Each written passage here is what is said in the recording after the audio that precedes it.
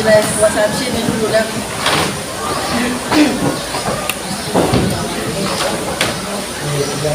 Baiklah, sebelum kita memulaikan kegiatan kita di siang hari ini, mari berdoa.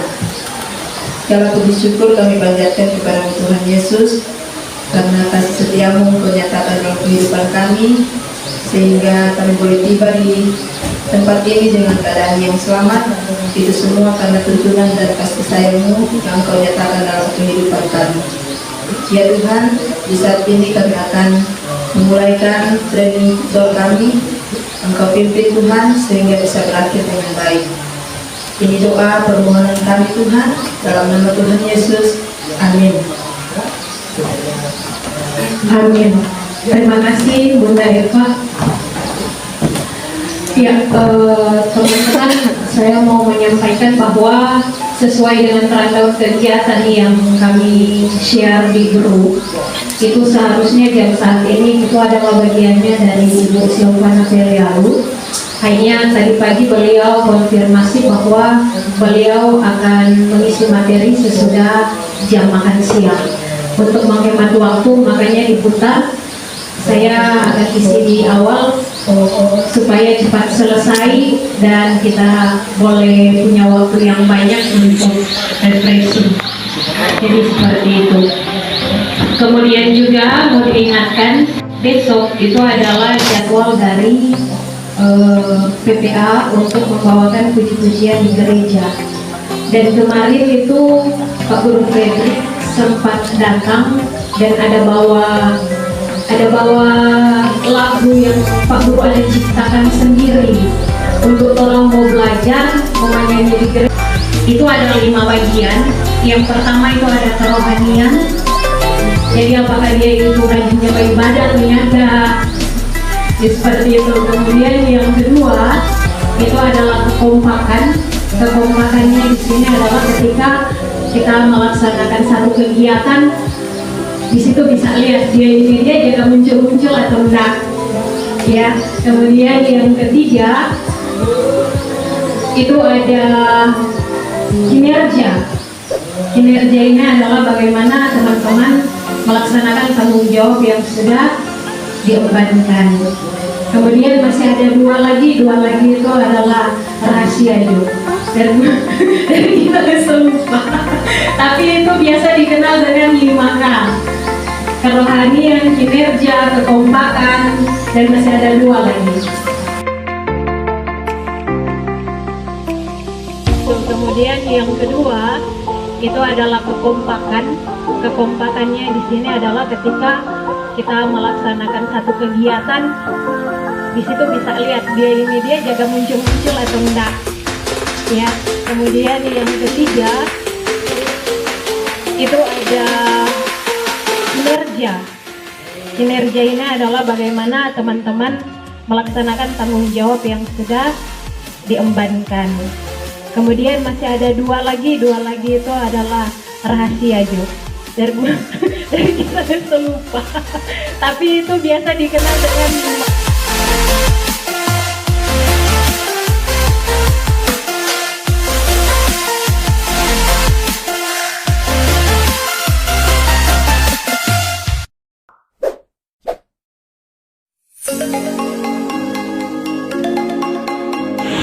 ya.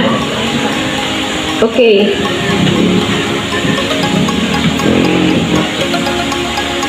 Ada bawa pulpen?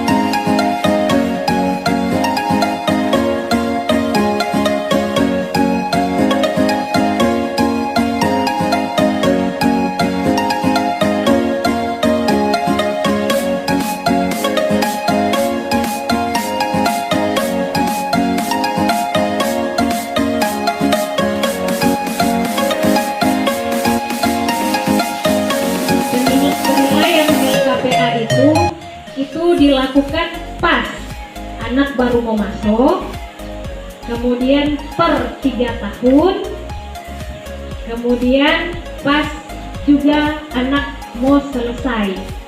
Jadi dia selesai dari PPA itu dia ketika usia 20 tahun. 20 tahun. Kalau misalkan anaknya di PPA itu rajin, kemudian bisa butuh bantuan atau apa, itu bisa orang pertimbangkan sampai di usia 22 tahun. Begitu.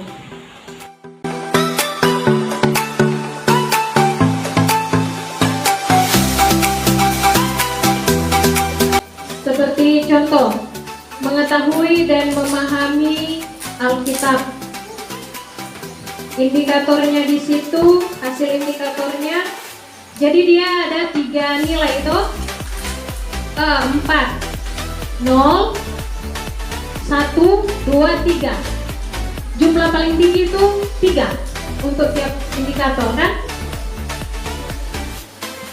Nah, sekarang lihat yang di bagian sebelahnya itu skor indikator. Ada? Nah, kalau dia nilai 3, statusnya itu memenuhi harapan. Kemudian kalau dia nilainya itu banyak pengembangan yang diperlukan. Totalnya per indikator 3, maka di situ hasil indikatornya. Jadi dia ada 3 nilai itu, 4, 0, 1, 2, 3. Jumlah paling tinggi itu 3 untuk tiap indikator kan?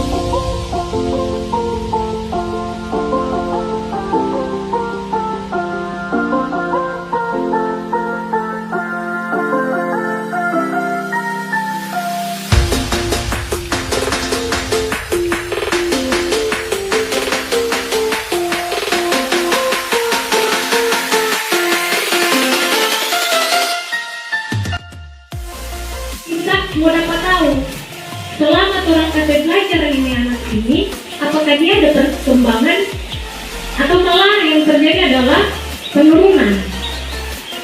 dia rajin batikku. Ya kan, bisa saja seperti itu. Karena tolong harus bertanggung jawab ke orang tua. Kenapa harus mau bikin begini? Karena pertimbangannya ini yang nantinya akan diserahkan ke orang tua. Tapi formatnya akan jadi seperti ini. Formatnya akan jadi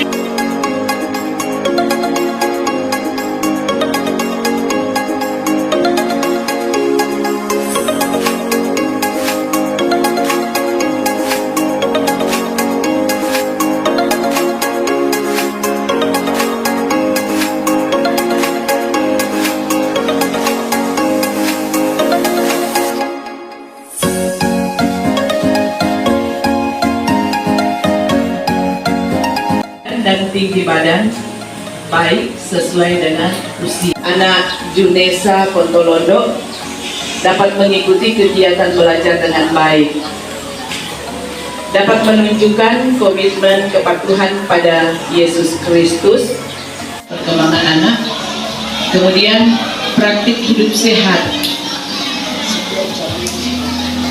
Di sini dia tahu kalau mau makan harus cuci tangan dulu. Kemudian dia suka mandi.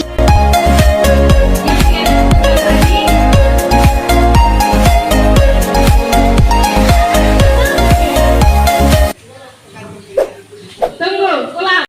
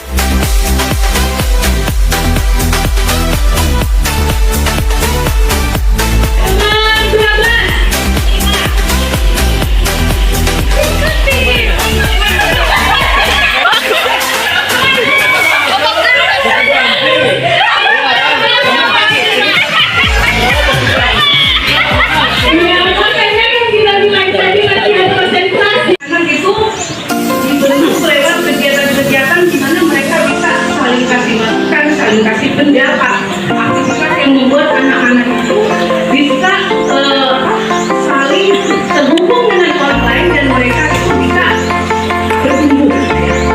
Jadi dinamika relasi, kalau tadi dinamika spiritual anak-anak bertumbuh karena terhubung dengan Tuhan. Dinamika relasi itu anak-anak bertumbuh karena mereka terhubung dengan Islam. Ya. Jadi ada orang-orang yang memang ditempatkan untuk memberi masukan dan memberikan. Kalau kita cuma sampai belajar, cuma sampai yang penting kita target 1,5 asal terpenuhi, mungkin kita tidak dapat menerima, tidak dapat iman yang memang hidup dengan karakteristik sendiri. Maka itu bukan anugerah spiritual. Itu cuma sampai dalam pengajaran saja, dalam pengetahuan kita saja. Ini yang kita harus dari penekanan kita, bahwa ketika anak-anak berkata di beberapa pertemuan dalam akan berbeda, pastikan dinamika spiritual ini semua betul-betul terjadi. Anak-anak terkoneksi dengan Tuhannya. Anak-anak membangun hubungannya dengan Tuhannya lewat berdoa, apakah mungkin kegiatan retreat, ya, apakah mungkin anak-anak juga berarti untuk masak. Nah, dinamika spiritual ini harus bisa membuat anak-anak dikuatkan karena mereka terkoneksi dengan bebas mengangkat atau mengambil topik mana yang akan disampaikan seperti itu. Jadi kalau di PPA Batu Rapa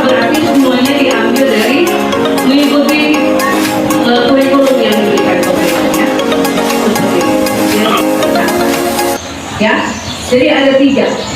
Oke, sama-sama kita ulangi. Jadi yang pertama apa? Tujuan yang jelas. Yang kedua, Proses yang sesuai dengan ya. Yang ketiga, rencana desain.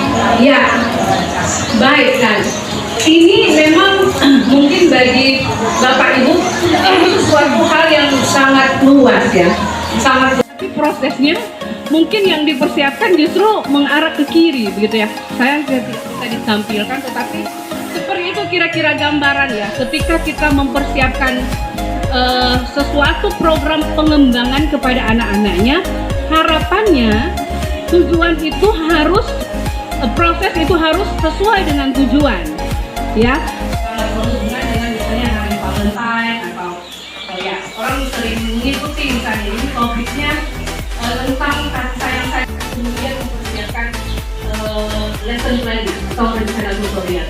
Jadi memang ada banyak perbedaan, tetapi ini bukan sesuatu yang apa ya, ini kan kebebasan atau bagaimana setiap daerah punya pendekatan atau kebijakan tersendiri.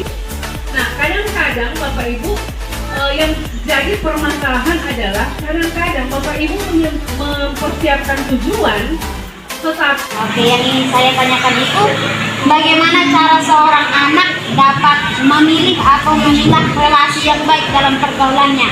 Karena sering, apalagi masih berjiwa muda, dia mengikuti teman yang tidak bagus. Bagaimana cara seorang anak itu memilih atau memilah relasi yang baik untuk masa depan yang lebih baik lah?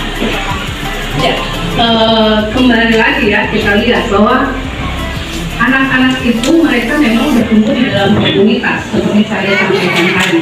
Tetapi sebenarnya kita bisa mendesain komunitas seperti apa anak-anak ini bisa tumbuh. Walaupun memang ada komunitas masyarakat luas yang memang kita tidak bisa tahan ya untuk anak-anak bisa terhubung dengan mereka. Tapi yang paling penting sebenarnya ada di mana? Di pengajaran dan sama bagaimana sih mereka pemahaman yang benar tentang berelasi ketika itu terhubung dengan orang-orang yang mungkin seperti tadi tawaran-tawaran yang tidak baik ya, relasi dengan orang-orang yang mungkin membawa kontribusi negatif dalam kehidupan anak. Pertama mungkin penting untuk kita menanamkan pengajaran yang tepat soal bagaimana menjaga diri sendiri, menjaga atau memiliki pemahaman yang jelas tentang bagaimana sih pergaulan yang baik itu, bagaimana sih kita menentukan circle kita ya, siapa saja orang-orang yang akan menjadi, orang bisa jadi teman, bisa kenal siapa saja, bangun hubungan dengan siapa saja, tapi siapa saja orang-orang yang akan ada terus di dekat mereka, jadi circle mereka, dan itu penting untuk dibangun di dalam kehidupan anak-anak. Mereka silakan bergaul, tetapi apakah mereka punya komunitas satu sama lain yang kuat, satu yang bilang apa ya, circle atau orang-orang yang memang di dekat dia, teman-teman yang memang sama-sama boleh bertumbuh baik, karena pergaulan yang buruk merusak kebiasaan yang baik kan. Tapi kita harus lihat apakah anak-anak ini memang punya teman-teman istilahnya peer ya, teman sebaya yang memang sama-sama punya value, nilai-nilai yang sama dalam hidup mereka. Dan itu sebenarnya justru baik di dalam PPA ketika ada komunitas-komunitas kecil yang seperti komsel yang diperkuat ya. Jadi memang anak-anak kan secara psikologis itu lebih mendengarkan sahabatnya dibandingkan orang tua. Oleh karena itu, yang paling penting adalah bangun kedekatan teman sebaya. Karena semakin mereka bertumbuh di dalam hubungan yang baik antar sesama umur, sesama ya tadi teman sebaya, mereka akan jadi lebih kuat untuk menangkal yang buruk dari luar. Jadi dia nggak bisa sendiri. Ciptakanlah komunitas kecil yang memang akan membuat mereka jadi kayak support system dari anak ini untuk menjaga supaya mereka bisa baku kasih ingat, baku kasih tahu. Makanya kenapa komsel atau kelompok kecil ini sangat bagus untuk pendekatan anak-anak muda. Oke, jadi memang bagaimana sih untuk membuat mereka mampu untuk berelasi dengan orang-orang yang baik? Ciptakan itu di dalam PPA. di komunitas di PPA, ciptakan komunitas kecil-kecil ini supaya kalaupun mereka keluar ada teman-teman lain yang mungkin bawa punya relasi buruk, ada teman-teman yang dari support system mereka yang sudah dekat dengan mereka yang ngapain kita punya teman-teman yang ini, kita sudah punya cukup kuat relasi dengan teman-teman yang sebaya yang kuat di PPA, kenapa harus ada yang lain juga untuk bergaul dengan mereka sementara mereka negatif, influence yang mengaruhi. Jadi saran saya sebenarnya perkuat dalam relasi teman sebaya yang bisa melakukan keinginan saudara. Itu sih kalau dari saya. Iya. Oke. Apakah mungkin kegiatan retreat ya? Ada apakah mungkin anak-anak juga dilatih untuk doa puasa? Nah, dinamika spiritual ini harus bisa membuat anak-anak dikuatkan karena mereka terkoneksi dengan ya. Jadi cukup berat ya dinamika spiritual ini ya. Itu yang pertama. Yang kedua adalah dinamika relasi.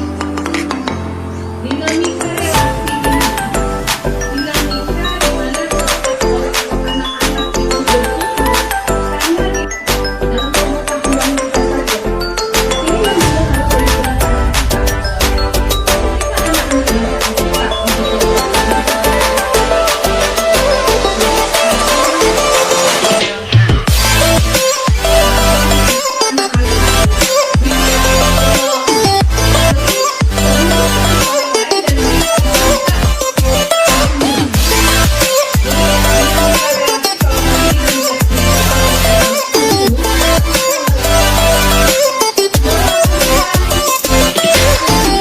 ketika mereka melakukan tantangan, anak-anak bertumbuh ketika mereka melakukan sesuatu yang mungkin melebihi apa yang biasa dengan bebas mengangkat atau mengambil topik mana yang akan disampaikan seperti itu. Jadi kalau di PPA beberapa berarti semuanya diambil dari mengikuti kurikulum yang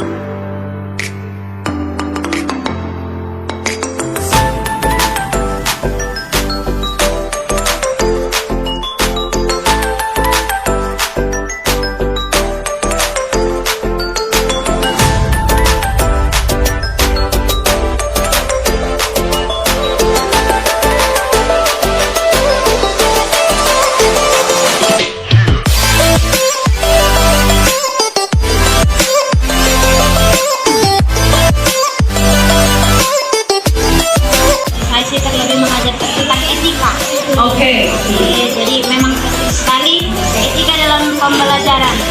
Saat mereka sudah memiliki etika yang baik, maka hal-hal yang baik juga akan ikut serta mendatangi kehidupan mereka. Oke, good point ya. Jadi etika ini menyangkut mungkin karakter anak. Jadi selain mereka bertumbuh di dalam Kristus, yang kedua adalah mereka juga punya karakter, ya, punya karakter yang sesuai dengan kita, punya etika, ya, di dalam mungkin berrelasi dengan orang dimanapun anak-anak ini nanti ditempatkan. Jadi selain mereka bertumbuh secara pengenalan akan juru selamat mereka yang kuat, mereka juga terkenal sebagai anak-anak yang bertumbuh di dalam karakter. Ada beberapa lagi secara anak itu diharapkan bertumbuh dalam pengenalan akan Tuhan. Jadi dia tahu siapa juru selamatnya. Sebetulnya itu adalah hal yang paling mendasar sebenarnya. Tujuan dalam mengangkat anak, mereka harus bertumbuh di dalam Kristus, ya. Jadi mari saya simpulkan dengan menggunakan 5K, ya. Jadi K yang pertama adalah Kristus. Anak-anak bertumbuh di dalam Kristus. Nah, saya juga melihat tadi ada K yang kedua yang boleh disampaikan, yaitu keterampilan. Nah, secara keseluruhan kita bisa mencatat bahwa keterampilan itu berhubungan dengan kompetensi, ya. Jadi anak-anak dikembangkan untuk memiliki kompetensi. Jadi kompetensi itu bisa dua hal. Jadi tambah besar anak-anak ini akan dibangun, diperhadapkan dengan komunitas yang lebih luas, ya. Dia mungkin nanti kuliah, ya. Dia selamatnya. Kita juga memastikan anak-anak itu bertumbuh di dalam karakter mereka yang tentu saja, ya, rujukan kita, role model kita adalah Kristus itu sendiri. Nah, selain anak-anak bertumbuh di dalam karakter, keempat adalah menyangkut keterpanggilan, ya.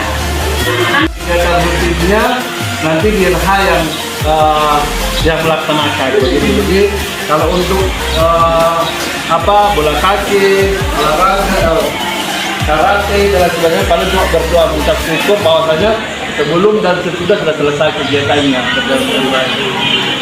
Baru kalau komunitas sudah jalan, kalau keterpanggilan juga untuk visi dan misinya untuk masa depannya juga itu sudah, kompetensinya juga cuma di karakter saja. Karena untuk karakter, kalau cuma 1-2 guru yang mendidik atau 1-2 guru yang tutor yang lebih mungkin kita kenal familiar itu keterpanggilan dengan visi. Anak-anak yang punya visi.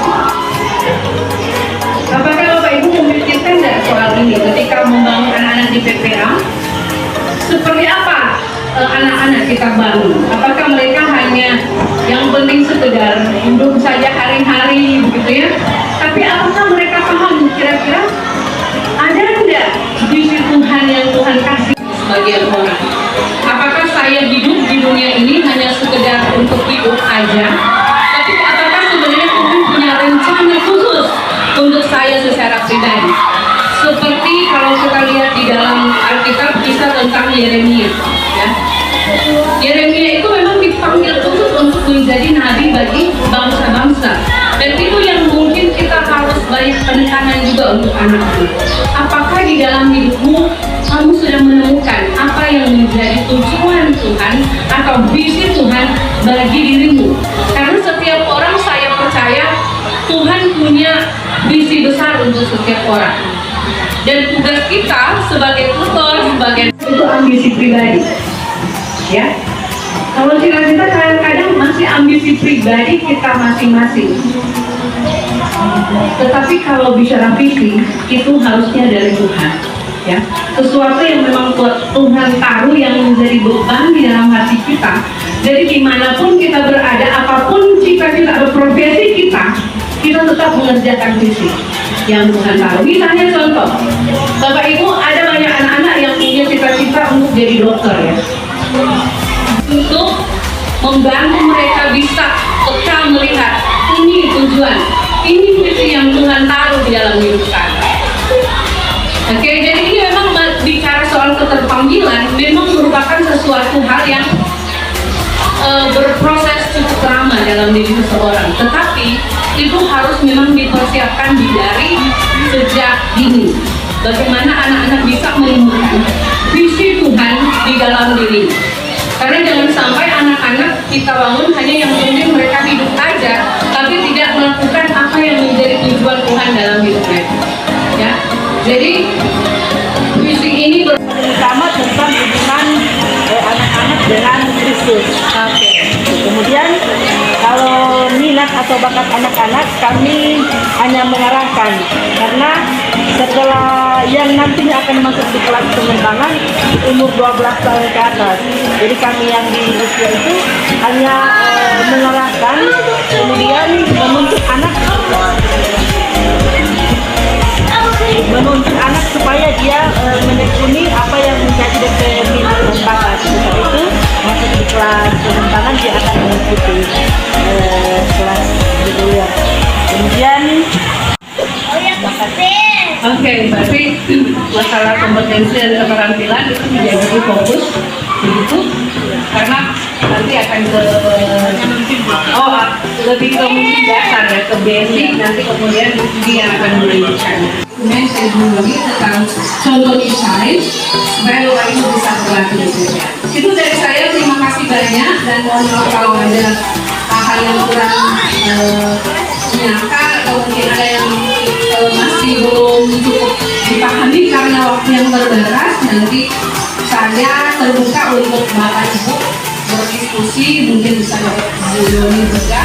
Kalau ada yang mau ditanyakan selesai ini bisa juga, silakan saya terbuka untuk berkomunikasi dengan Bapak Ibu sekalian.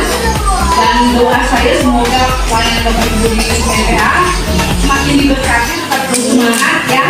Saya tahu tidak mudah jadi tutor, jadi mentor, nanti kami akan terus berkomunikasi untuk bagaimana Bapak Ibu bisa berlatih untuk membuat desain berdasarkan pendekatan tadi 5K dan 4 dinamika. Ada yang mau bertanya sebelum kita tutup, dipersilakan.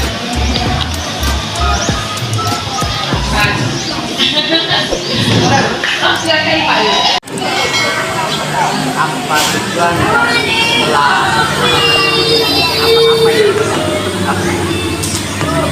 apa yang menjadi pertanyaan, minim akan pengetahuan teolog atau seperti apa, sehingga mungkin saya juga memberikan pemahaman tentang Kristus. Di sini mungkin saya hanya meminta bantuan, mungkin seperti apa modul atau seperti apa konsepnya yang saya minta, supaya pada waktu atau pada saat mana saya tidak bisa melaksanakan di lapangan, dan saya fokuskan pada satu tempat untuk melakukan pembinaan menyangkut dengan penyandak dengan itu yang maksud saya, supaya pada saat-saat tertentu saya memberikan pemahaman tentang itu, tapi pada saat-saat tertentu yang namanya tidak bisa saya saya mungkin nanti dengan mengetahukan lagi kalau tadi antara siswa dan proses saya melakukan contohnya dengan sepak bola punya profesionalitas gitu. Dan itu dibangun dengan berbagai macam proses yang tadi Bapak sudah sebutkan satu-satu, dan profesionalitas itu menyangkut juga kemampuan atau ya kompetensi anak-anak juga ya. Jadi yang masuk di kompetensi berarti. Oke. Ada yang lain yang ingin berpendapat soal tujuan dokumen saya lagi tentang contoh desain supaya Bapak Ibu bisa berlatih gitu. Itu dari saya, terima kasih banyak, dan mohon maaf kalau ada hal yang kurang menyangka atau mungkin ada yang masih belum cukup dipahami karena waktu yang terbatas. Nanti saya terbuka untuk Bapak Ibu berdiskusi, mungkin bisa Yoni juga. Kalau ada yang mau ditanyakan selesai ini bisa juga, silakan saya terbuka untuk berkomunikasi dengan Bapak Ibu sekalian. Dan doa saya semoga pelayanan Bapak Ibu di PPA semakin diberkati, tetap bersemangat ya. Saya tahu tidak muda jadi tutor, jadi mentor, tantangannya ada banyak, tapi percayalah Bapak Ibu mendapat kekuatan dari Tuhan saja. Amin. Amin. Terima kasih dan saya kembalikan ke Bu Yani.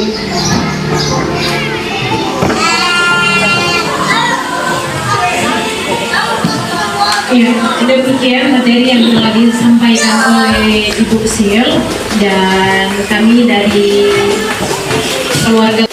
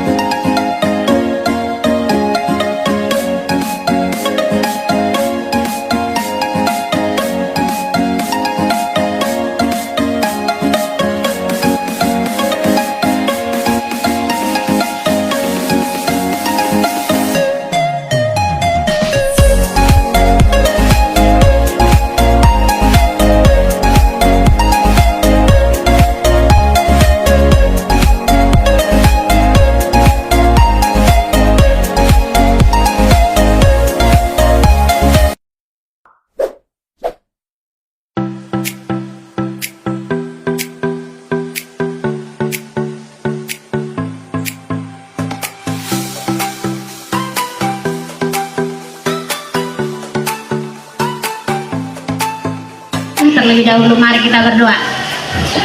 Ya Tuhan yang Maha Pengasih dan Maha Penyayang, puji syukur Bapa yang baik kami haturkan buat hari ini, sebab oleh karena cinta kasih-Mu kami dapat melaksanakan tugas kami, dan kami juga bisa melakukan setiap kegiatan kami oleh karena kemurahan hati-Mu. Bapa yang baik, kami percaya dalam setiap perjalanan hidup kami Engkau selalu beserta kami, karena tiada Tuhan yang setara dengan Engkau, karena Engkau adalah Sang Juru Selamat kami yang hidup.